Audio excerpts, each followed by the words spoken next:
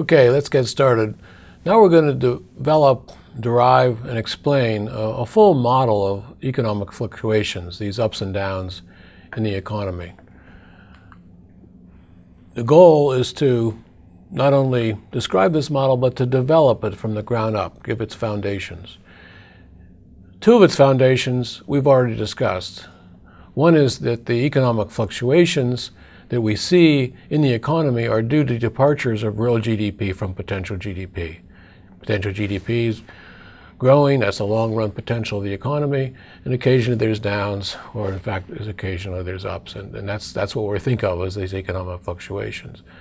The second is that these are largely caused by changes in demand rather than supply. These short-run changes, the sharp declines in a recession or the excesses in a boom, are due to people demanding less consumption or investment for a variety of reasons, which we'll consider. These are the first steps, if you like, these departures where real GDP moves away from potential GDP. But what we really want to do to develop a model is to explain the dynamic adjustment of real GDP back to GDP, the changes in interest rates or other variables that might be responsible for bringing about the return of real GDP to potential GDP. So that's really our objective here, is to develop a model that explains those returns. The model we're going to derive will be largely in terms of graphs. Remember, in economics we can use graphs, we can use tables, we can use equations. Most importantly, perhaps, is use words to explain it to people. Here we're going to largely focus on diagrams and, of course, the words that go with the diagrams. The diagram we're going to focus on is going to have the inflation rate on the vertical axis, and it's going to have real GDP on the horizontal axis. And I want to first consider an example, a real-world example, of why this diagram is useful. It's basically, it helps you understand why we want to have a diagram like this, why we're going to represent our model in this graphical form. So to do this, I want to consider the most recent example of a full economic cycle. And by a cycle, I mean the boom, the recession, the recovery, the expansion, that whole up and down and return to normal in an economy. The one that began in 2007 and ended in 2009, that recession, the recovery is really just still going on. So it's not a complete cycle. So to look at the examples, it's useful to consider a full cycle. And let's do the one that's before and after the 2001 recession. And then so I show you those data, then I'm going to be able to explain better why we choose this particular format for the model. I think it's a useful motivation for this particular model. So let's first look at what happened in the recession in 2001. This shows you the data from before that recession until after that recession. And you can see real GDP in blue and potential GDP in red. And the scales for real GDP and potential GDP over on the right side of the diagram. You can see billions of 2009 dollars. And so that's what's happening in the real GDP. To focus more on the departures of real GDP from potential GDP in this picture, I want to focus on, get a microscope, and look at the departures. And that's what the green line is all about. It looks at the deviation of real GDP from potential GDP in percent. It just shows you how large GDP is away from potential GDP on the upside or on the downside. It's frequently called the GDP gap. And you can see when real GDP is above potential GDP, say in 1999 or 2000, that the green line is above zero. The zero is seen on the left-hand side of the diagram, where the axis for the green line is represented in percent. And so you move up away from zero, that's a positive movement, when real GDP is above potential GDP, and then in the recession you go down and real GDP is below potential GDP, and then there's a recovery. So it's very visible here what's going on in this up and down in the economy. This economic fluctuation, which is visible in green, which is derived, of course, from the real data, which is blue, is what we want to explain and understand with our model. Now, these data can be represented in a graph with inflation on the vertical axis and real GDP on the horizontal axis. And that's what this graph tends to do. So let's dwell on this for a few minutes.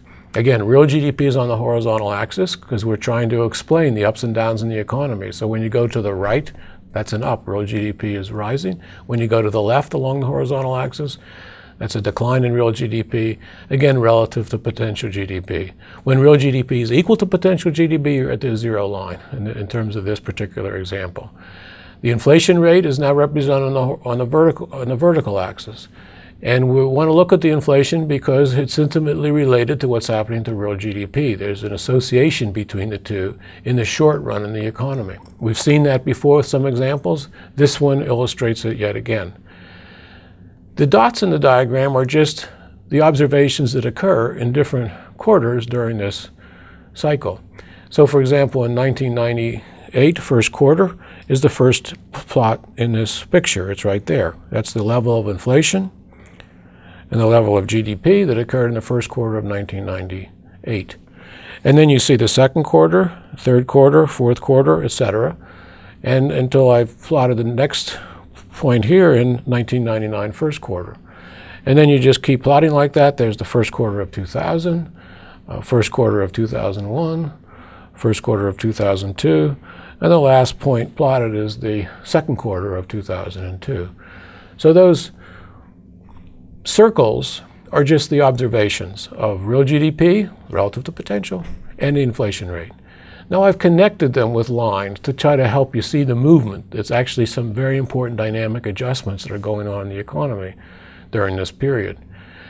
And so you'll see when inflation is rising, real GDP tends to be rising. That's sort of that's part of the diagram as you're going up in that direction.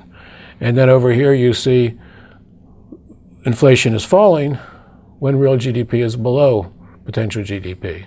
In fact, if you superimpose on that scatter of points and the lines connecting them, you see kind of like a counterclockwise movement, where you're moving up in that direction as you're going during the boom, and then you're going into the recession, and the recession is actually underway. And when you're in the boom, inflation and GDP are rising, and when you're in the recession, you see the decline in inflation, and GDP is below normal. And so that's really what happens so often in the ups and downs in the economy. It's not unusual to have this pattern. It's very common. It doesn't happen every time. Other things might be going on, but that's the regularity that we want to focus on in our model. So what we have is the observations we're trying to explain are basically these circles in the diagram, circles in this diagram with real GDP and inflation rate on the axes. So that makes us think, well, the model should try to have something that says about the location of those circles. And indeed, the model we're going to develop does just that. Here's what it looks like. We're going to have real GDP on the horizontal axis and inflation on the vertical axis. And we're going to have a couple of curves. It may remind you of supply and demand. In fact, there is a lot of things to be reminded about supply and demand. We're going to call one of them aggregate demand. It's a downward sloping red colored line. We're going to call the other one inflation adjustment. In this picture, it's simply a very easy to understand flat line. So our objective is to derive these curves, derive aggregate demand. It's a lot like the job of deriving a demand curve for an individual in an economy. And then we're going to derive the inflation adjustment curve, IA. You can see how that derivation takes place in a similar way, thinking about the microeconomics.